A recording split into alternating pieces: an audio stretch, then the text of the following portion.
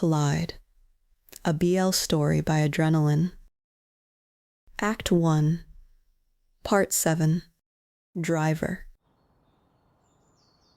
The Mindong tenement building has the quality of places that have housed too much living for too long. Worn walls, a fluorescent tube overhead that flickers on a schedule no one has ever bothered to fix.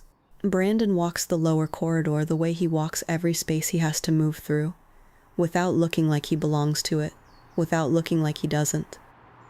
He stops at the door near the end, knocks.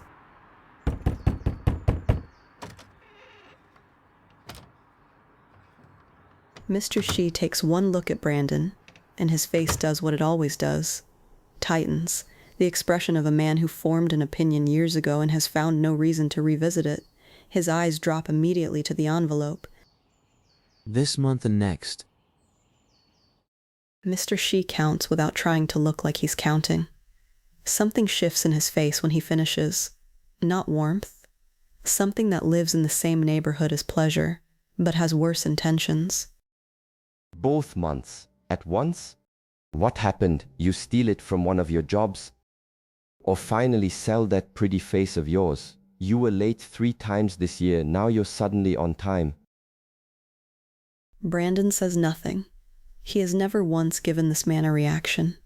He is not starting today. He turns, walks back down the corridor. Mr. Shi stands in the doorway behind him, envelope in hand, watching him go with an expression that has nowhere to land.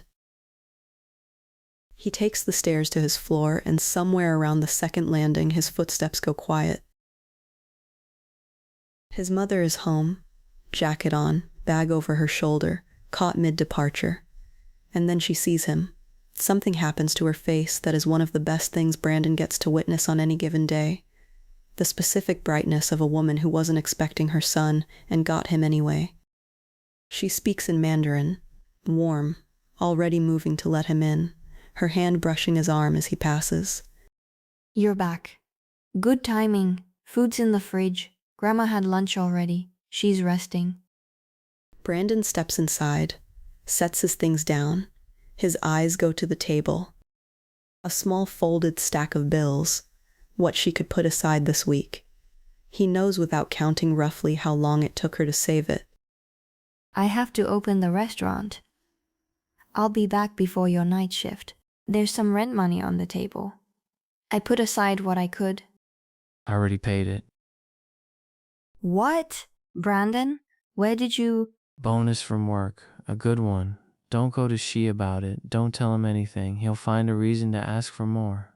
She looks at him, the relief arriving too fast with the guilt right behind it. Both of them needing somewhere to go at the same time. The set of her jaw, the things she does with her eyes when she is trying very hard not to make him feel like he has done something wrong by doing something right. Okay, son. She adjusts her bag, pauses at the door one last time, then leaves. Brandon stands in the apartment. On the table, his mother's folded bills. He picks them up, holds them in his palm for a moment, the weight of what they cost her, then carries them to the kitchen, tucks them behind the rice jar, where they'll keep. Then he goes to his room.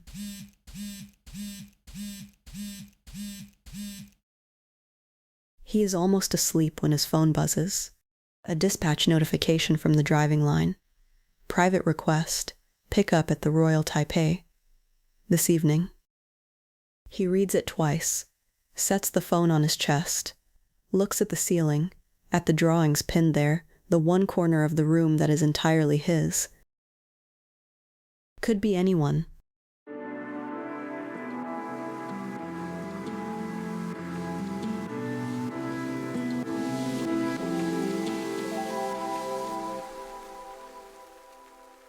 The Royal Taipei lobby in the early evening is warm marble and amber light, and the quiet confidence of a building that has never had to try.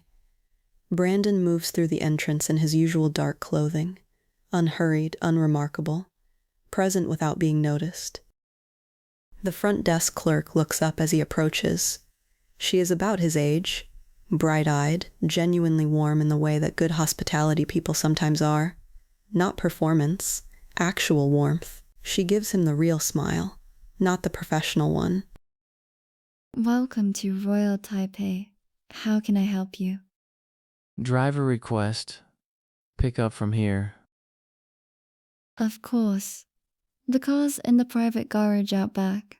I'll contact the guest. He'll meet you there. It's all the way down that hallway. You'll see the signage. Thank you. He heads for the hallway. Behind him, the clerk watches him go for just a beat longer than the transaction required. Brandon doesn't notice. He never does. The private garage is exactly as he left it. Same concrete, same low light, same quiet of a space designed to keep what happens inside it from reaching anywhere else.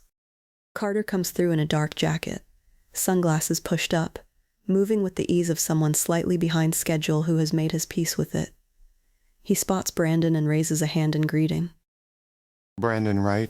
Car's this way. He leads him further into the garage and stops. The car is matte black and low to the ground, and it sits under the garage light, the way certain things sit in certain lights, like it knows exactly what it looks like. Wing doors folded shut, the kind of machine that has a name that means something to people who know what names mean. Carter pulls the key fob from his jacket, holds it out. Brandon looks at him properly for the first time. Carter's color is wrong, too pale, a sheen at his temples. He reaches for a face mask in his jacket pocket, and his hands are not entirely steady as he puts it on. Are you sure you don't need to call in a sick day? I took some medication earlier. I'll be fine. You can drive manual? Yes. The interior of the car wraps around Brandon like a cockpit, low and tight, carbon fiber and leather and surfaces he doesn't have names for. He settles into the seat, reaches for the door. The door does not behave like a door. It swings upward instead of out. A scissor door, hinged at the front, rising toward the roof. He tries to pull it down and closed. It resists. He tries again, pulling from the wrong point, and the door swings back up instead of sealing. He tries a third time. The same result. From the passenger seat, Carter watches this with the composed patience of someone being quietly entertained and choosing, very deliberately, not to show it. Carter reaches across, not quite over Brandon, just enough, and grips the interior handle near the top of the door, pulling it down and forward in one smooth motion until it seats flush against the frame with a solid click. First time in a Lamborghini? First time in anything with doors like that. Fair. The rest of it is just a car. Mostly. Brandon looks at the wheel, the gear shift, the instrument cluster glowing in the low light. He takes one quiet breath. Not nerves. Assessment. Finding the edges of the thing. Deciding. The sound that fills the garage is not like other sounds.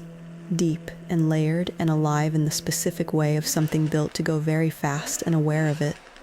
It fills the concrete space completely, then settles into a low thrum Brandon can feel through the seat, through his hands on the wheel. He looks at Carter. Address. Carter reaches forward and punches it into the navigation system. A route populates on the screen. Night shoot location. 22 minutes away. Try not to scratch it. No promises.